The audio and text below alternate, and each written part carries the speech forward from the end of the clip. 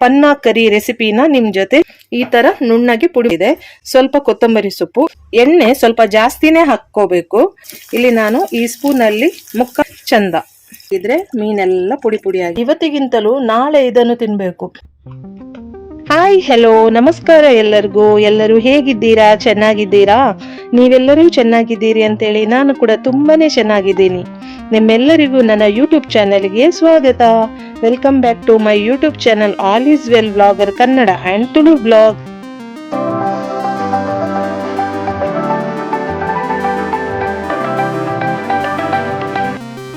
Guys, ನಾನು blog ಮಾಡೋದು ತುಂಬಾನೇ ದಿವಸ ಆಯ್ತು. ಸೊ ಅದಕ್ಕೋಸ್ಕರ ಇವತ್ತೊಂದು ಸ್ಪೆಷಲ್ ಆಗಿರೋ ರೆಸಿಪಿನ ನಿಮ್ ಜೊತೆ ಶೇರ್ ಮಾಡುವ ಅಂತೇಳಿ ನಾನು ಅನ್ಕೊಂಡಿದ್ದೀನಿ. रुको जरा सबर करो.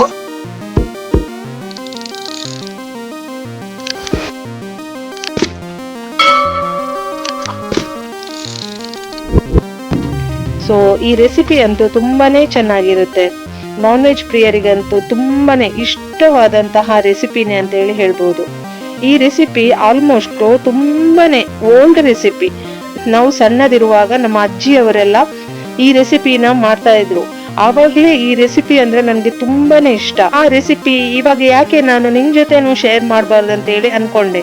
ಅದಕ್ಕೋಸ್ಕರ ಇವತ್ತು ನಾನು ಈ ರೆಸಿಪಿನ ನಿಮ್ ಜೊತೆ ಶೇರ್ ಮಾಡ್ತಾ ಇದ್ದೀನಿ. ಇಲ್ಲಿ ನೋಡ್ಬೋದು ನೀವು, ಇಲ್ಲಿ ಒಂದು 5 ಬಾಂಗ್ಡಾ ಮೀನನ್ನು ತಗೊಂಡಿದ್ದೀನಿ. ಈ ಬಾಂಗ್ಡಾ ಮೀನು ಒಂದು ನೋಡಿ, ಇದು ಒಂದೆರಡು ಸ್ವಲ್ಪ ದೊಡ್ಡದಿದೆ. ದೊಡ್ಡ ಬಾಂಗ್ಡಾ ಮೀನು ಸಿಕ್ಕಿದ್ರೇನೆ ಈ ರೆಸಿಪಿ ತುಂಬಾ ಚೆನ್ನಾಗಿ ಬರುವುದು. ಇದು ಸ್ವಲ್ಪ ಮೀಡಿಯಂ ಸೈಜ್ ಇದೆ, ಪರವಾಗಿಲ್ಲ. ಟೋಟಲ್ ಆಗಿ 5 ಬಾಂಗ್ಡಾ ತಗೊಂಡಿದ್ದೀನಿ. ಹಾಗೆ ಅದರದ್ದು ಸ್ವಲ್ಪ ಮೊಟ್ಟೆ ಕೂಡ ಇದೆ.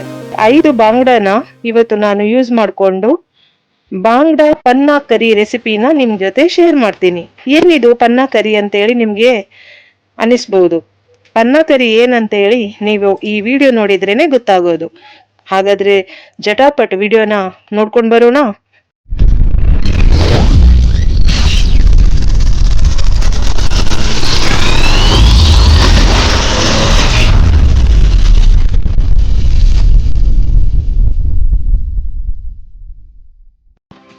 ಮೊದಲನೇದಾಗಿ ಈ ಪನ್ನಾ ಕರಿ ಮಾಡೋದಕ್ಕೆ ತವಾ ಇಟ್ಕೊಂಡಿದ್ದೀನಿ.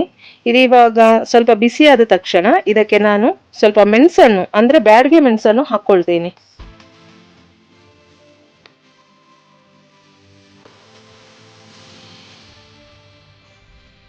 ನಾನೊಂದು 30 ಬ್ಯಾಡಗೆ ಮೆಣಸನ್ನು ತಗೊಂಡಿದ್ದೀನಿ. 1 ಸ್ಪೂನ್ ಆಗುವಷ್ಟು ತೆಂಗಿನ ಎಣ್ಣೆಯನ್ನ ಹಾಕೊಳ್ತಾ ಇದ್ದೀನಿ. ಉರಿನ ಆದಷ್ಟು ಲೋ ಫ್ಲೇಮ್ ಅಲ್ಲಿ ಇಡಿ. ಈ ಮೆಣಸು ಇದೆಯಲ್ಲ, ಇದು ಸ್ವಲ್ಪ ಕ್ರಿಸ್ಪಿಯಾಗಿ ಬರೋ ತನಕ ಇದನ್ನು ಹುರ್ಕೋಬೇಕು.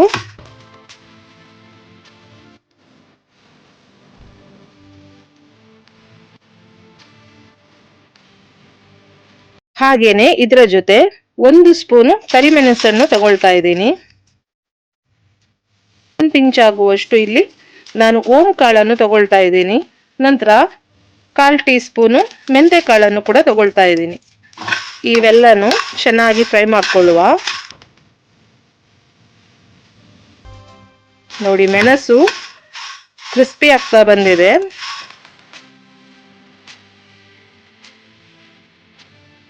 ಮೆಂತೆ ಕಾಳು ಹಾಗೆ ಓಂ ಕಾಳು ಹಾಕಿದ್ದೆಲ್ಲ ಅದು ಸ್ವಲ್ಪ ಒಂದು ಗೋಲ್ಡನ್ ಕಲರ್ ಬರಲಿ ಅಷ್ಟರವರೆಗೆ ಫ್ರೈ ಮಾಡ್ಕೊಳ್ಳುವ.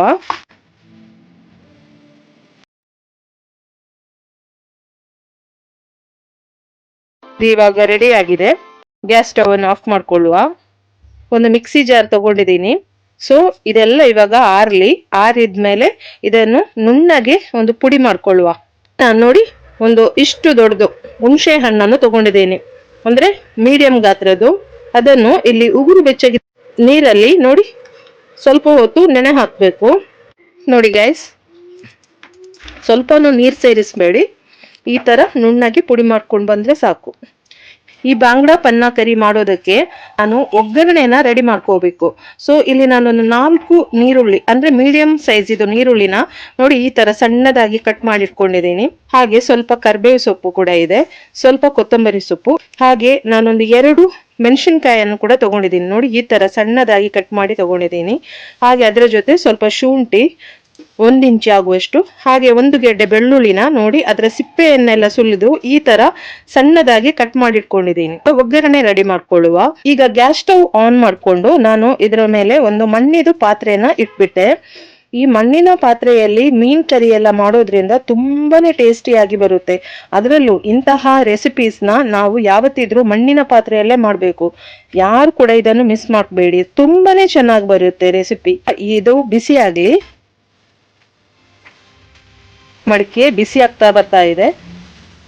ಈ ರೆಸಿಪಿಗೆ ಎಣ್ಣೆ ಸ್ವಲ್ಪ ಜಾಸ್ತಿನೇ ಹಾಕೋಬೇಕು. ಇಲ್ಲಿ ನಾನು ತೆಂಗಿನ ಎಣ್ಣೆನ ಯೂಸ್ ಮಾಡ್ಕೊಳ್ತಾ ಇದ್ದೀನಿ. ಒಂದು ಅರ್ಧ ಕಪ್ ಆಗುವಷ್ಟು ತೆಂಗಿನ ಎಣ್ಣೆನ ಹಾಕೊಳ್ತಾ ಇದ್ದೀನಿ. ಎಣ್ಣೆ ಜಾಸ್ತಿ ಆದಷ್ಟು ತುಂಬಾನೇ ಟೇಸ್ಟ್ ಆಗಿ ಬರುತ್ತೆ ಈ ರೆಸಿಪಿ. ಈ ಎಣ್ಣೆ ಬಿಸಿ ಆಗ್ತಿರ್ಬೇಕಾದ್ರೆ ಇದಕ್ಕೆ ನಾನು ಬೆಳ್ಳುಳ್ಳಿನ ಹಾಕೊಳ್ತೀನಿ. ಅದರ ಜೊತೆ ಶುಂಠಿ ಕೂಡ ಹಾಕೊಳ್ತಾ ಇದ್ದೀನಿ.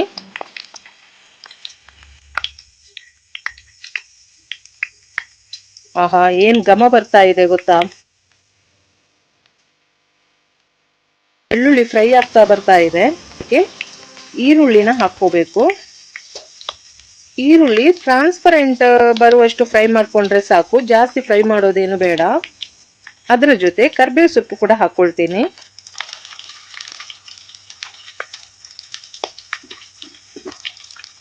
ನಂತರ ಇಲ್ಲಿ ಅರಶಿನ ಹಾಕೊಳ್ತಾ ಇದ್ದೀನಿ. ಇಲ್ಲಿ ನಾನು ಈ ಸ್ಪೂನ್ ಅಲ್ಲಿ 3/4 ಸ್ಪೂನ್ ಅರಶಿನ ಪೌಡರ್ ಹಾಕೊಂಡೆ. ಎಲ್ಲಾನು ಸ್ವಲ್ಪ ಹೊತ್ತು ಫ್ರೈ ಮಾಡ್ಕೊಳ್ಳುವ.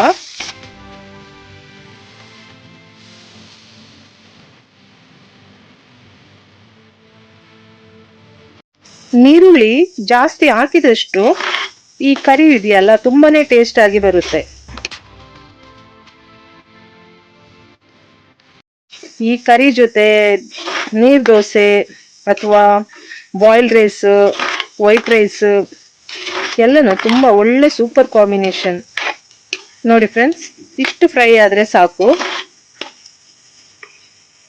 ಈಗ ಇದಕ್ಕೆ ಇಲ್ಲಿ ನಾನು ಪೌಡರ್ ಮಾಡಿಟ್ಕೊಂಡಿದ್ದೆಲ್ಲ ಮೆಣಸು, ಹಾಗೆ ಕಾಳುಮೆಣಸು, ಮೆಂತೆ ಕಾಳು, ಓಂ ಕಾಳು, ಸೊ ಅದರದ್ದು ಪೌಡರ್ ಅನ್ನೆಲ್ಲ ಇದಕ್ಕೆ ಹಾಕೊಳ್ಳುವ. ಸ್ವಲ್ಪ ಹೊತ್ತು ಫ್ರೈ ಮಾಡ್ಕೊಳ್ಳುವ.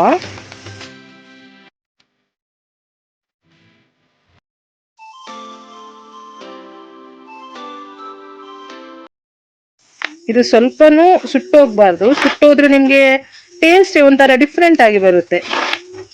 ಎಣ್ಣೆಯಲ್ಲೇ ಸ್ವಲ್ಪ ಹೊತ್ತು ಹೀಗೇನೆ ಫ್ರೈ ಮಾಡ್ಕೊಳ್ಳುವ. ಮೊದ್ಲಿಗೆನೆ ನಾನು ಮೆಣಸನ್ನೆಲ್ಲ ಫ್ರೈ ಮಾಡಿದ್ರಿಂದ ಇದು ಜಾಸ್ತಿ ಏನು ಫ್ರೈ ಮಾಡೋದು ಬೇಡ.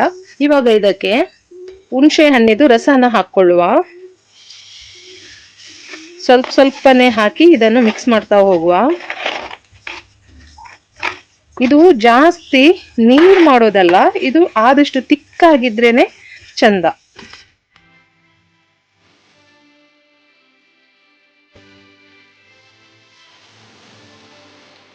ಮಿಕ್ಸಿಗೆ ಸ್ವಲ್ಪ ನಾನು ಅದೇ ಹುಣಸೆ ಹಣ್ಣಿದು ನೀರು ಹಾಕೊಂಡಿದ್ದೆ, ಅದನ್ನು ಕೂಡ ಹಾಕೊಳ್ತೀನಿ. ಈಗ ರುಚಿಗೆ ತಕ್ಕಷ್ಟು ಉಪ್ಪು ಹಾಕೊಳ್ಳುವ. ನಾನು ಉಪ್ಪು ಜಾಸ್ತಿ ಹಾಕಲ್ಲ, ಯಾಕೆ ಗೊತ್ತಾ, ನಮ್ಮನೆಯಲ್ಲಿ ನನ್ನ ಅಮ್ಮ ಹುಣಸೆ ಹಣ್ಣಿಗೂ ಉಪ್ಪು ಹಾಕಿ ಇಡ್ತಾರೆ. ಸೊ ಅದರಲ್ಲೂ ಉಪ್ಪಿರುತ್ತೆ, ಹಾಗಾಗಿ ಉಪ್ಪನ್ನು ಜಾಸ್ತಿ ಹಾಕಿಲ್ಲ. ಉಪ್ಪು ಹಾಕೊಳ್ಳುವಾಗ ಕರೆಕ್ಟಾಗಿ ರುಚಿ ನೋಡಿ ಹಾಕೊಳ್ಳಿ.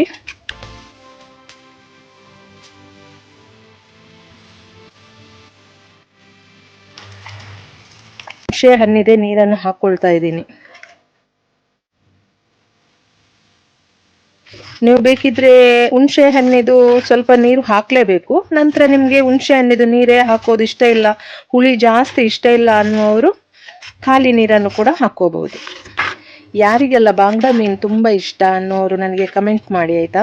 ಇವಾಗ ಕಟ್ ಮಾಡಿಟ್ಟಿರುವಂತಹ ಮೆಣಸಿನ್ಕಾಯನ್ನು ಹಾಕೊಳ್ತಾ ಇದ್ದೀನಿ. ಹಾಗೆ ಸ್ವಲ್ಪ ಕರಿಬೇವು ಸೊಪ್ಪನ್ನು ಮೇಲೆ ಹಾಕೊಳ್ತೀನಿ. ಚೆನ್ನಾಗಿ ಮಿಕ್ಸ್ ಮಾಡುವ.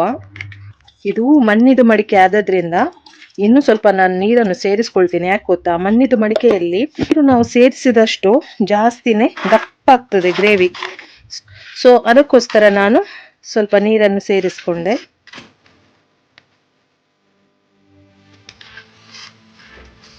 ಕಲರ್ಫುಲ್ ಆಗಿ ಬಂದಿದೆ ಅಲ್ಲ. ನೋಡಿ ಆಯಿಲ್ ಎಲ್ಲ ನೋಡಿ ಹೇಗೆ ಮೇಲೆ ಬಂದಿದೆ ಅಂತ ಹೇಳಿ.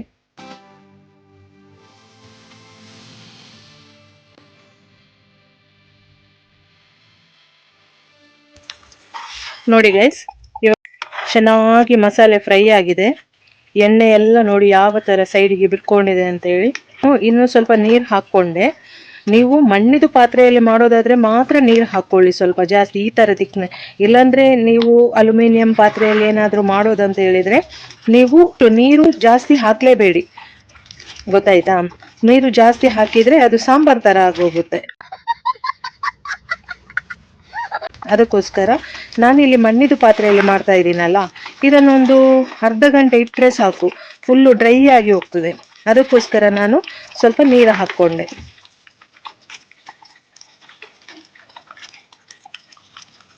ಇದು ಇವಾಗ ಚೆನ್ನಾಗಿ ಕುದೀತಾ ಇದೆ. ಈ ಟೈಮಲ್ಲಿ ಮೀನನ್ನೆಲ್ಲ ಎರಡೆರಡು ಪೀಸ್ ಮಾಡಿಕೊಂಡೆ. ಸೊ ಇದನ್ನು ಇದಕ್ಕೆ ಹಾಕೊಳ್ಳುವ.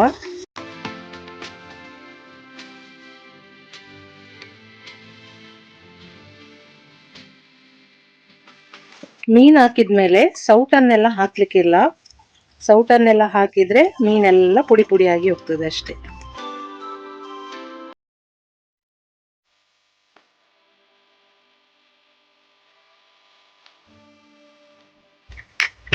ಇದನ್ನು ನೋಡಿ ಇಷ್ಟೇ, ಈ ಮೀನಿದ ಮೇಲೆ ಹಾಕಿದ್ರೆ ಸಾಕು, ಚೆನ್ನಾಗಿ ಹೇಳ್ಕೊಳ್ಳುತ್ತೆ ಮಸಾಲೆ ಎಲ್ಲ.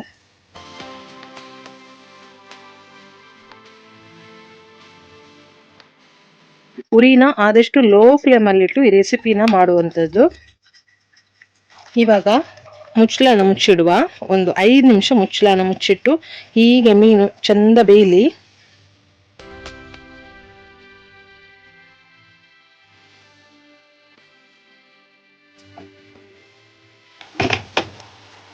ತಳ ಹಿಡಿಯೋದಾಗೆ ನೋಡ್ಕೋಬೇಕು.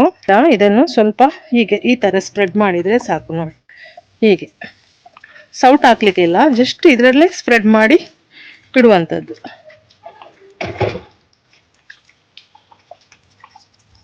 ಮಸಾಲೆ ಎಲ್ಲ ಯಾವ ತರ ಅನ್ಕೊಂಡಿದೆ ನೋಡಿ. A few moments later. So finally ಬಂಗಡ ಮೀನ್ ಪನ್ನ ಕರಿ ರೆಡಿ ಆಯ್ತು. ನೋಡಿ ಗೈಸ್, ಎಲ್ಲಾನೇ ಸೌಟ್ ಹಾಕ್ಬೇಕು. ಈ ಚಿಕನ್ ಮಟನಿಗೆ ಸೌಟ್ ಹಾಕಿದಾಗೆ ಇದಕ್ಕೆ ಹಾಕಬಾರ್ದು. ಯಾಕೆಂತ ಹೇಳಿದ್ರೆ ಮೀನು ತುಂಬಾನೇ ಸೂಕ್ಷ್ಮ ಅಲ್ವಾ, ಸೊ ಅದರ ಪೀಸ್ ಎಲ್ಲ ಫುಲ್ ಹರಡಿ ಹೋಗ್ತದೆ. ಅದಕ್ಕೋಸ್ಕರ ಮೆಲಾನೆ ಸೌಟ್ ಹಾಕಿ ನೋಡ್ಕೋಬೇಕು. ನೋಡಿ ಬೆಂದಿದೆ, ಚೆನ್ನಾಗಿ ಬೆಂದಿದೆ. ಇವತ್ತಿನ ರೆಸಿಪಿ ನಿಮ್ಗೆಲ್ಲರಿಗೂ ಇಷ್ಟ ಆಯ್ತು ಅಂತೇಳಿ ಅನ್ಕೊಳ್ತೀನಿ.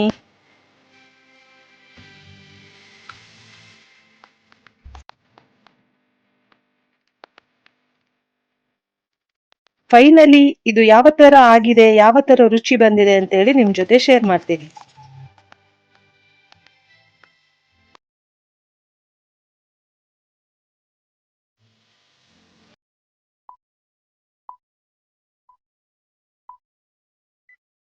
ಇಲ್ಲಿ ನೋಡ್ಬೋದು ಬಂಗಡ ಪನ್ನ ಕರಿ ರೆಡಿ ಆಗಿದೆ. ಸೊ ಇದರ ಟೇಸ್ಟ್ ಹೇಗೆ ಬಂದಿದೆ ಅಂತ ಹೇಳಿ ನಿಮ್ ಜೊತೆ ಶೇರ್ ಮಾಡ್ತೀನಿ.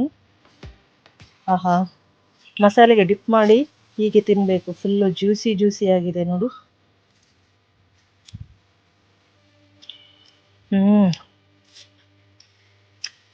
ನಿಜ ಹೇಳ್ತೀನಿ ಗೈಸ್, ತುಂಬಾನೇ ಚೆನ್ನಾಗಿ ಬಂದಿದೆ. ಇದು ಇವತ್ತಿಗಿಂತಲೂ ನಾಳೆ ಇದನ್ನು ತಿನ್ಬೇಕು, ಇನ್ನು ಒಳ್ಳೆ ಟೇಸ್ಟ್ ಬರುತ್ತೆ. ಅಂದ್ರೆ ಉಪ್ಪು ಖಾರ ಹುಳಿ ಎಲ್ಲ ಚೆನ್ನಾಗಿ ಎಳಿಬೇಕು. ಸೊ ನೀವು ಕೂಡ ಮನೆಯಲ್ಲಿ ಟ್ರೈ ಮಾಡಿ ಆಯ್ತಾ. ಹಾಗೆ ವಿಡಿಯೋ ಲೈಕ್ ಆಗಿದ್ರೆ ಎಲ್ಲರಿಗೂ ಶೇರ್ ಮಾಡಿ. ಬಾಯ್ ಬಾಯ್, ಲವ್ ಯು.